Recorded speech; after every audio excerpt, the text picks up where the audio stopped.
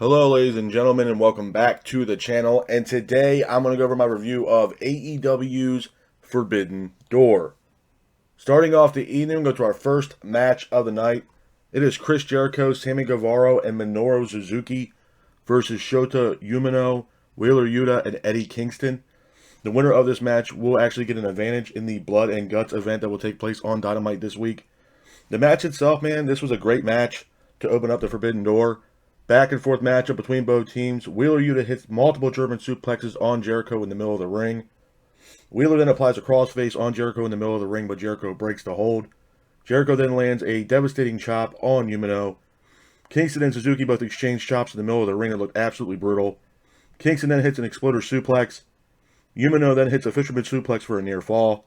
Guevara then hits a shooting star press on Umino on the outside. Guevara then hits a Spanish fly on Wheeler. Guevara then hits a springboard cutter on Umino. Wheeler then hits a splash off the top rope on Guevara. Jericho then hits a code breaker on Umino. Umino then hits an avalanche power slam on Jericho. It looked absolutely brutal. Guevara then hits a GTS on Wheeler on the outside. Umino then hits a brainbuster on Jericho for a near fall. Umino then applies a Walls of Jericho on Jericho. Suzuki ends up hitting a pile driver on Kingston. Jericho then hits a Judas effect on Umino. Pins him for the 3, and your winners of the match are Chris Jericho, Sammy Guevara, and Minoru Suzuki. Hats off to Chris Jericho, Guevara, and Minoru Suzuki for getting the win in this matchup. Moving on from that, we go into our next match of the night. It is for the Ring of Honor Tag Team titles as well as the IWGP Tag Team titles. It is Roppongi Vice versus Jeff Cobb and Great-O-Khan versus FTR. Number one, I thought this was a great match. Back and forth match between all teams involved. Dax and Jeff Cobb both exchange in the middle of the ring. Dax looks like he had injured his shoulder. Dax is taken to the back with the medical staff. Trent then hits a half and half on Great-O-Khan in the middle of the ring. Romero then hits a Hurricane Rana on Cobb. Dax is back. Dax hits multiple German suplexes on Jeff Cobb. Dax and Trent then both hit a superplex on Cobb off the top rope. Dax and Trent then both exchange in the middle of the ring. Wheeler and Rocky Romero hit a spike pile driver on Great-O-Khan. Cobb gets up, hits a standing moonsault on Rocky Romero. Roppongi Vice end up hitting a strong zero for a near fall, but FTR hit a big rig on Rocky Romero. Pins for the 3, and your winners of the match and new IWGP Tag Team Champions are FTR. Couple of things I'm going to say about this matchup, man. Number one, this was a great tag team matchup from top to bottom. It really was. And honestly, kudos go to FTR, man. Dax Harwood, Cash Wheeler, they are probably, if not the best tag team going right now in all professional wrestling. I mean, them winning the IWGP Tag Team Championships, at the Forbidden Door, on top of holding the Ring of Honor Tag Team Championships and the AAA Tag Team Champions. I mean, you can't say that FTR is not one of the best tag teams in the world right now, hands down. And I mean, when Dax went down in this match, I thought Cash Wheeler was going to be on his own, and it kind of looked like FTR. The odds for FTR were not looking good. Dax came back into the match, decimated Jeff Cobb in the ring with those German suplexes, and for FTR to pick up the win and become the new IWGP Tag Team Champions, man, just shows you how much FTR is putting the time and effort into, in AEW, showing their craft and showing everybody why they are one of the best tag teams in the world. And to be honest with you, shame on WWE, man, because years ago, I mean, WWE, Vince McMahon, they were completely not even giving a damn about FTR at that time. I mean, even when FTR was beefing with the Usos, the storyline, it just wasn't really good for FTR, man. They were making a mockery out of Cash Wheeler and Dax Harwood. Once they got into AEW, man, it's been sky's the limit for FTR, man. And to be honest with you, I'm excited to see what's going to happen next. Are we going to have FTR challenge for the AEW Tag Team Championships to add those titles to their collection, man? Because as of right now, to me, in my honest opinion, FTR is the best tag team on the planet right now, in my honest opinion, man. But hats off to FTR for getting the win in that matchup and becoming the new IWGP Tag Team Champions. Moving on from that, we go into our next match of the night. It is a Fatal 4-Way matchup for the AEW All-Atlantic Championship. It is Malachi Black versus Pac versus Miro versus Clark Connors. Now, some people may be confused about this who did not watch the Forbidden Door. The original person, the fourth member in this matchup, was supposed to be Tomohiro Ishii. Unfortunately, he ended up getting injured, and then Clark Connors was his replacement. The match itself, this was a great match, man, as well. I mean, back and forth matchup between everybody involved. Malachi hits a springboard moonsault on Miro in the middle of the ring. Miro gets up, hits a fallaway slam on Pac. Malachi Black and Miro both exchange in the middle of the ring. Pac hits a release German suplex on Malachi Black. Malachi Black then gets up, pulls a table from underneath the ring. Clark then hits a spear on Miro through the table on the outside. It looked absolutely brutal. Clark then hits a power slam on Malachi Black in the middle of the ring. Miro then applies an accolade on Pac. Malachi then sprays mist into Miro's face. Pac then hits a 450 on Malachi. And then Pac applies the brutalizer on Clark. And your winner of the match by submission and new first ever AEW All Atlantic Champion is Pac. Couple of things I'm going to say about this too, man. Number one, like I stated earlier, this was a great match. It really was from top to bottom. And to be honest with you, I was kind of hoping that Malachi Black would have got the win to kind of give not just Malachi Black, but the House of Black, somebody holding a championship for that stable. I think the stable is great. I mean, you have Malachi Black, you got Brody King, you got Buddy Matthews, and now the addition of Julia Hart. I thought it was time for, especially Malachi Black to hold championship gold at some point. Unfortunately, we got Pac, but I kind of understand why Pac got this opportunity and won this match. I mean, Pac, if you think about it from the original, one of the original guys from AEW was Pac. I mean, when they had that press conference to kind of announce AEW, I mean, Pac was one of the big names they signed on top of Chris Jericho. And, this whole time, Pac really hasn't, wore, a championship, hasn't had any gold. So, Pac's, an original member of AEW. He's one of the first signings of AEW. So I can understand why Pac ended up winning this match and becoming the new first ever AEW All Atlantic Champion. But in my opinion, I kind of wanted Malachi Black to win, to see him, have the championship. And it definitely brings more spotlight to Malachi Black as well as the House of Black. But Pac ended up getting the win. And hats off to Pac for getting the win in this matchup and becoming the new AEW All Atlantic Champion. Moving on from that, we go into our next match of the night. It's a six-man tag team matchup. It is Shingo, Takagi, Sting, and Darby Allin versus the Young Bucks and El Phantasmo. Number one, this was a great match.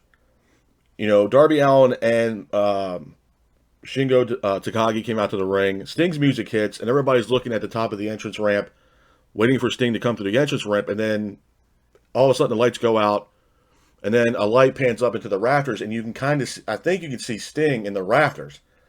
And then they pan back over to the stage, and Sting's on top of the stage structure, jumps off, lands on everybody, Young Bucks and El Phantasmo. Like I said, it was a great match. Back and forth matchup between both teams with the Bucks and Phantasmo keeping the pace of the match. Hikuleo then attacks Sting ringside. Sting then hits a Stinger Splash, a Scorpion Death Drop on the Bucks. Darby then hits a stunner on El Phantasmo. Phantasmo then gets up, hits a springboard moonsault to the outside. Sting then hits a Scorpion Death Drop on the Bucks. And then Shingo ends up hitting his finish. Shingo ended up hitting his finish and then pins for the 3. And your winners of the match are Shingo Takagi, Sting, and Darby Allin. A couple things I'm going to say about this matchup too, man. Number one, I love this match. I thought this match was great. Shingo Takagi did a hell of a job in this matchup. I believe his finish was the Last of the Dragon or something like that. Don't quote me on that, but I think that's what Kevin Kelly said on commentary. That's what his finisher move was, the Last of the Dragon or Last of Dragons or something like that. It was a great finisher move, by the way. But I like the team with, Takagi, Sting, and Darby Allin. And Sting, I mean, dude, at the end of the day, people could say what they want about Sting. I mean, Sting is up there in age. He's not the same Sting we saw in WCW in the 90s. That's long gone. But, my God, man, for the stuff that Sting has been doing since he's got with AEW, has been absolutely phenomenal. Absolutely phenomenal. I mean, for him jumping off that stage at Forbidden Door, off that stage structure, down below to, jumping off the stage structure, hitting El Phantasmo and the Young Bucks. I mean, I believe Sting is, 60-some years old? That's absolutely insane, man. I mean, really. It's absolutely insane. And some of the matches he's already had on AEW have been crazy. I remember the match that, was Darby and Sting versus Brian Cage and Ricky Starks.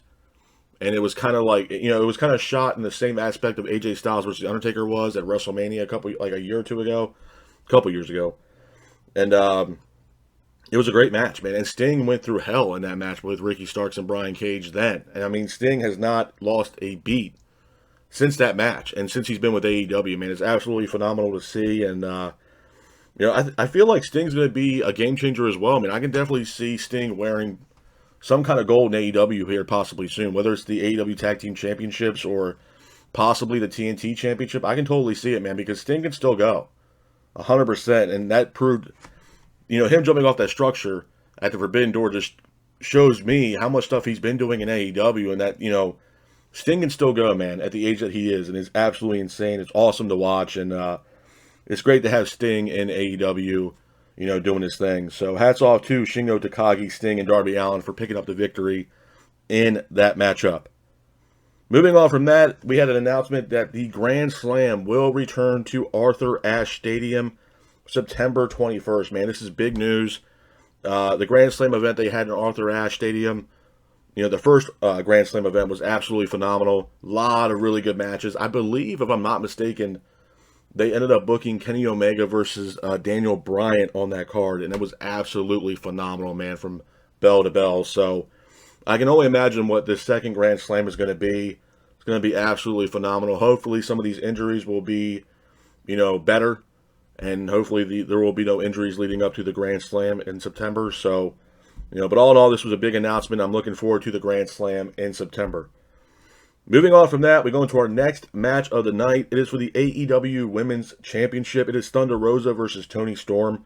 I thought this was a really good matchup. Back and forth matchup between Rosa and Storm, with Rosa keeping the pace of the match. Rosa and Storm both exchange in the middle of the ring, with Rosa hitting a Northern Light suplex on Storm for a near fall. Storm then gets up, hits a German suplex off on the apron on Thunder Rosa. Rosa then hits a Death Valley driver on Toni Storm. Rosa then hits a finish on Toni Storm, pins her for the 3, and your winner of the match and still AEW Women's Champion is Thunder Rosa. Couple of things I'm going to say about this too, man. Number one, this was a good matchup, solid matchup, but what I will say is this: I'm all for Thunder Rosa being on TV and defending the AEW Women's Championship. And Toni Storm's a great competitor, man. She's a great athlete, great wrestler, but the biggest thing that this match was lacking was a storyline. There was no story. There was no build to this matchup. I mean, hell, we didn't even get any banter between them two on Twitter to build up the story between Thunder Rosa and Toni Storm. So I'm not going to say the match was lackluster, but if you would have added a strong storyline based to this, this matchup, it would have been absolutely phenomenal. Just the story itself leading into this match would have been insane, but we did not get any, story with this match. And this is not the first time. I mean, we kind of got the same aspect a little bit between Thunder Rosa and Serena Deeb at the last pay-per-view. So I'm all for Thunder Rosa defending the AEW Women's Championship. I know she wants to put that the roster on her back and be the flagship bearer, if you will, for that women's division on AEW. I'm all for it, but you had to put Thunder Rosa in a predominant storyline. Something. To have these matches have a build leading up to these pay-per-views, because if not, all you're doing is spoon-feeding Thunder Rosa these opponents with no build and no storyline. And these are top female talent, man. Toni Storm's a top talent, in my honest opinion. You have Britt Baker. Now you have the addition of Athena. I mean, there needs to be build. I mean, if you build a storyline with these women for the Women's Championship, the match is going to sell itself, man. So that's my only negative about this matchup, is that there was no storyline build leading up to this match between Thunder Rosa and Toni Storm.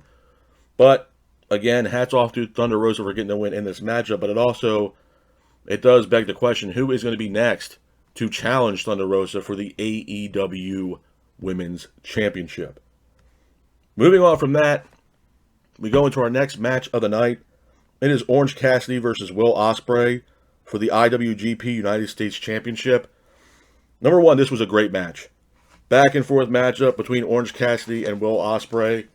Orange Cassidy hits a Hurricanrana on Ospreay. Ospreay gets up, hits a handspring enziguri on Orange Cassidy. Orange then hits a Stun Dog Millionaire on Ospreay. Orange then hits a springboard Whisper in the Wind on Aussie Open on the outside. Ospreay then hits a Spanish Fly on Orange. Ospreay then hits a Running Shooting Star Press on Orange Cassidy. Orange then hits a beach break on Orange Cassidy, or on on Orange Cassidy. Orange Cassidy hits a beach break on Ospreay for a near fall. Ospreay then hits a Os Cutter for a near fall as well. And then Ospreay hits a Stormbreaker on Orange Cassidy, pins him for the 3. And your winner of the match is Will Ospreay. A couple of things I'm going to say about this matchup too, man. Number one, and this might be a hot take for most people, but this was the match of the night for me. Hands down. I mean, you got to understand something here, man. Orange Cassidy, a lot of people do not like Orange Cassidy. They really, really don't. And I don't know why, but the man deserves respect. I mean, a lot of people hate his gimmick, hate the way he wrestles, but there's nobody really out there right now doing that gimmick besides Orange Cassidy, and he pulls it off very well.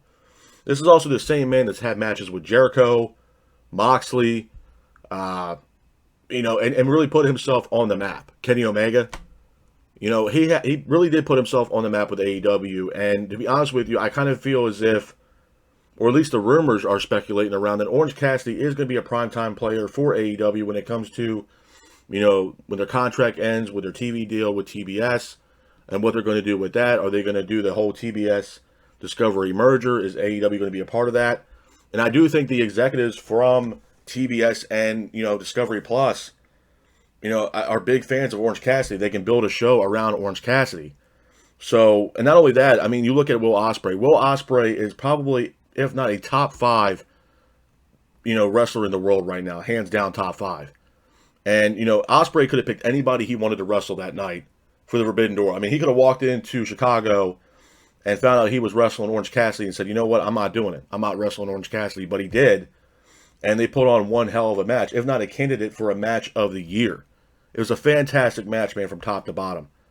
And for Orange Cassidy to go toe-to-toe with, a top 5 wrestler in Will Ospreay and give Ospreay one hell of a run in that match and vice versa. I mean, you got to give credit where credit's due, man. Orange Cassidy is a top talent. The man deserves respect. Obviously, Tony Khan sees a lot in Orange Cassidy.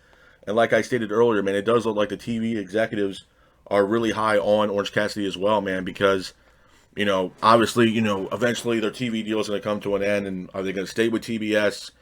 Wait for the merger between TBS and Discovery Plus, who knows? But I do feel like Orange Cassidy has a small part to play in that because the executives love Orange Cassidy. And you can build a show around Orange Cassidy. He's a really good talent. And I don't understand why people are really saying, oh, but he's not a good talent. He's lackadaisical in the ring. That's his gimmick. There's some people that have a gimmick out there that's just absolutely horrible.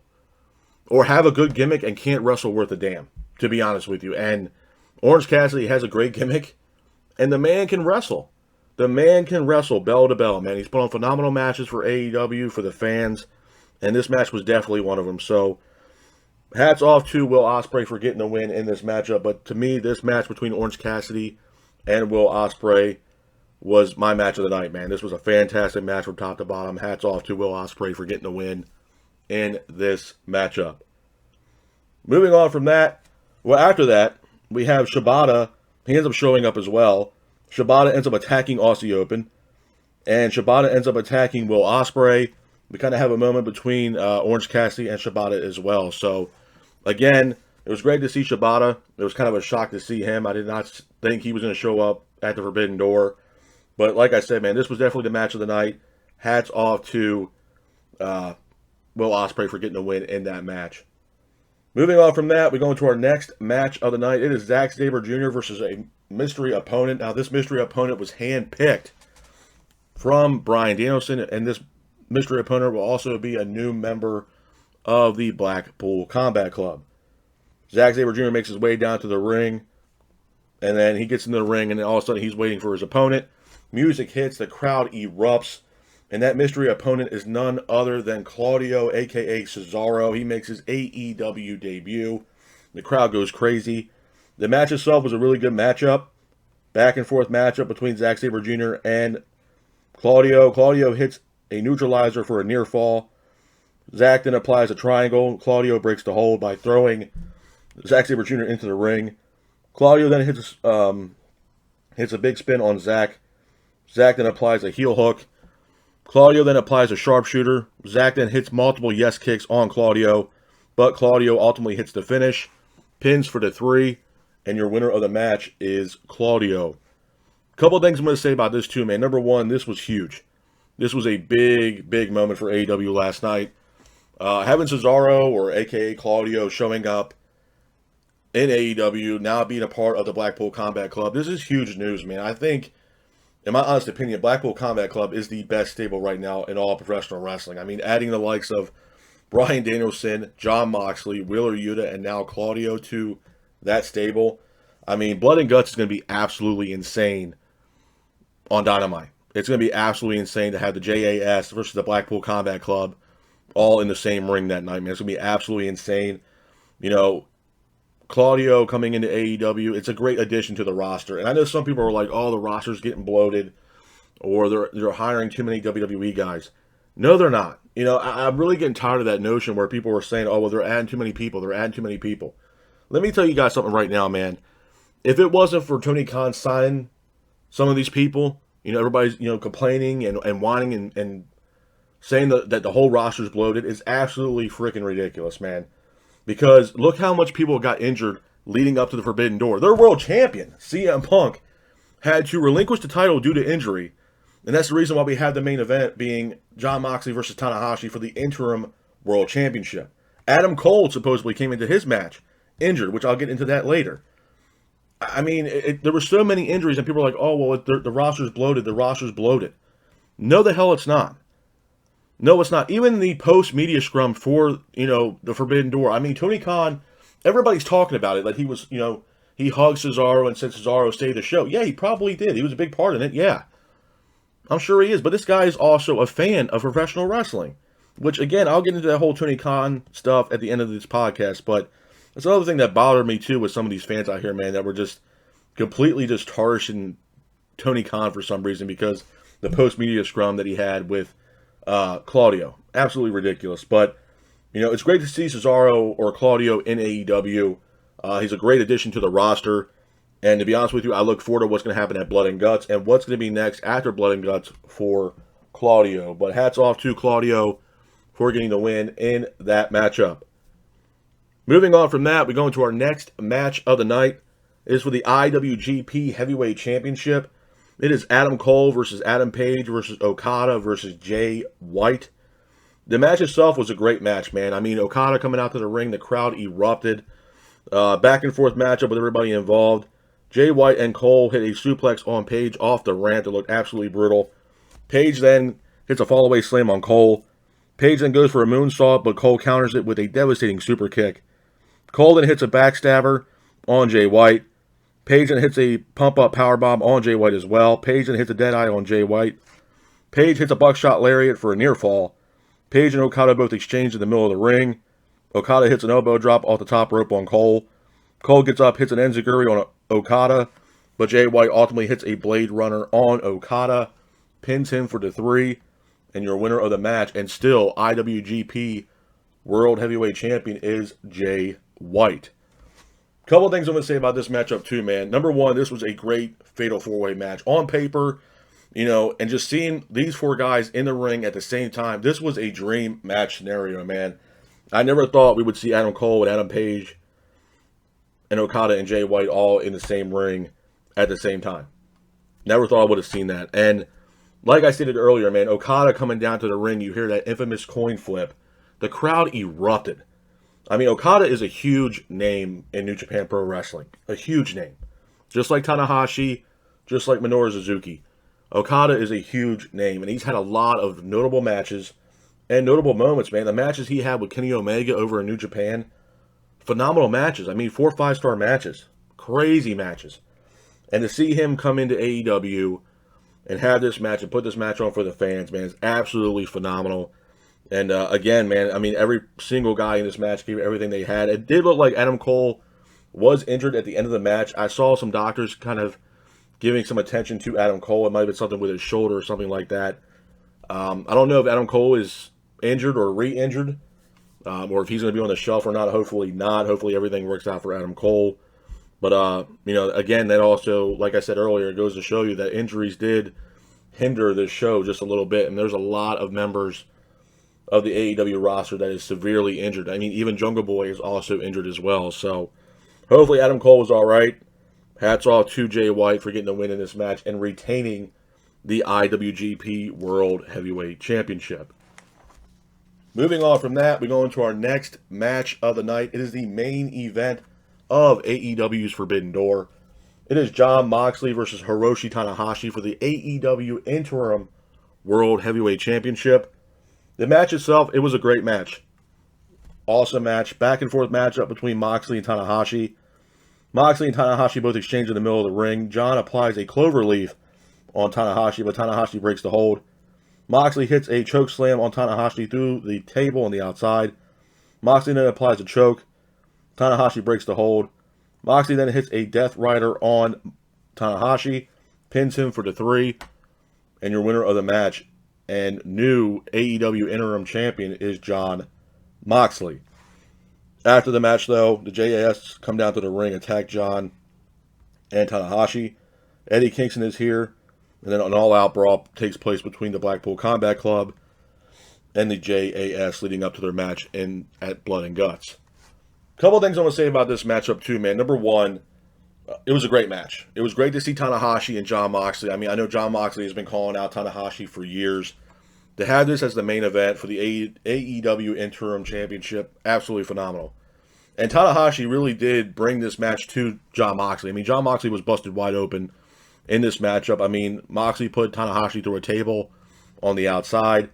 It was a brutal match, man, and I'm happy that Jon Moxley got the win.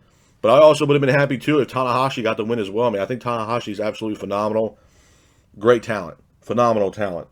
The one thing I will take away from this match, though, is what happened afterwards. Having the JAS come out and, the Blackpool Combat Club, that moment was not needed. It kind of took away from the main event and how special the main event was between Jon Moxley and Tanahashi. And to have the JAS come out and just ruin that moment was just horrible. I was not a big fan of that at all, man. I thought it was awful. But as far as the Forbidden Door, man, and like I said earlier, I want to get into a couple other things, too, before I get out of here. The post-media scrum, everybody's talking about this picture that was taken between, Tony Khan and Claudio, a.k.a. Cesaro. That Tony Khan gave him a hug, and, Tony Khan was being a mark, and he's being a super fan. At the end of the day, man, this guy is a fan. We're all fans, man. We're all marks of professional wrestling. That's why we're here, man. That's why we're fans. If you like professional wrestling, you're a mark. You know what I mean? You have your favorite, and you'll go to hell and back for your favorite. You have a favorite show, whether it be WWE, Raw and SmackDown, or NXT, you're going to bat for him. AEW, you're going to bat for him. Ring of Honor, you're going to bat for him. New Japan, you're going to bat for him. And everybody's like, oh, well, Tony Khan's a mark and all. Yeah, he is. Maybe he is. But we all are. And the guys he knows what he's doing, man. He's put on phenomenal matches for the fans. And people are still complaining about it. Why? Like I stated earlier, they have a bloated roster. If it wasn't for them having a damn bloated roster, there might not have been a Forbidden Door. I'm so sick and tired of hearing people, even throughout the community, man, saying, oh, well, the roster's bloated. The roster's bloated. They're only hiring WWE guys. No, they're not just hiring all WWE guys. I think people need to notice that. They're not hiring everybody that got released from WWE. Tony Khan's only hiring people that, the biggest one he can make money off of. Claudio he can make money off of, just like Bray Wyatt. But there's no Bray Wyatt right now. There's also no Johnny Gargano. Those guys ain't here yet. They might not ever show up in AEW. Who the hell knows? Might not ever happen. But I'm so sick and tired of that whole stickler around, oh, well, he's only bringing in WWE guys, yada, yada, yada. The roster's too bloated. Look how much people, there was 12 to 13 people that were injured prior to this card. And like I stated earlier, their world champion at the time, CM Punk, had to relinquish the championship because of an injury. I mean, give me a damn break, man. It's unreal. And everyone's like, oh, well, everybody's saying that, oh, well, he hugged Claudio, he was acting like a super fan and all this other, and saying Claudio saved the show. Maybe he did. Maybe he did. I'm not going to sit here and say that he completely did. I mean, if I'm being 100% honest with y'all, I think Orange Cassidy versus Will Ospreay was the match of the night on the Forbidden Door. Hands down. To me, like I stated earlier, man, it was a possible candidate for match of the year. I put that up there with FTR versus the Briscoes for the Ring of Honor Tag Team Championships when they had that match at the first ever Ring of Honor pay-per-view show that Tony Khan was taking control over. Man, that crowd erupted. It was awesome. Tony Khan knows what he's doing. I think people need to give him a little bit more respect than what people are giving Tony Khan. Same thing goes with Orange Cassidy, man. Orange Cassidy deserves respect.